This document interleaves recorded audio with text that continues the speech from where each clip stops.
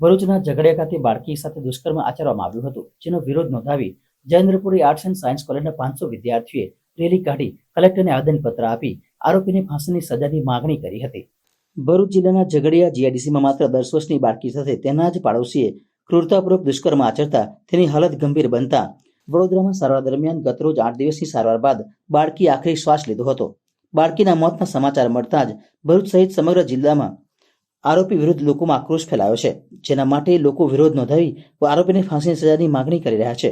જ્યારે આજરોજ ભરૂચના જયેન્દ્રપુરી આર્ટ્સ એન્ડ સાયન્સ કોલેજના અંદાજિત 500 જેટલા વિદ્યાર્થી અને વિદ્યાર્થીનીઓએ કોલેજથી રેલી સ્વરૂપે કલેક્ટર કચેરી ખાતે પહોંચી સૂત્રોચ્ચાર કરી આરોપીને ફાંસીની સજાની માંગ કરી હતી। આ ઉપરાંત વિદ્યાર્થીનીઓએ અંદાજિત 500 જેટલા પત્રો લખીને કલેક્ટરને સોંપ્યા હતા। विद्यार्थियों बाळकी માટે 2 मिनट मौन पाड़ी श्रद्धांजलि अर्पी थी। 16 तारीख की बनी घटना 10 साल की छोटी बच्ची के साथ बलात्कार और दुष्कर्म किया गया है।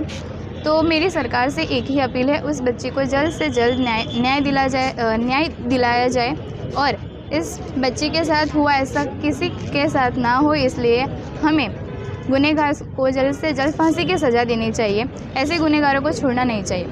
हम श्री जयेंद्रपुरी आर्ट्स एंड साइंस के 500 से ज़्यादा बच्चे यहाँ पे एक अपील के साथ आए हैं कि इस 10 साल की बच्ची को जल्द से जल्द न्याय दिया जाए।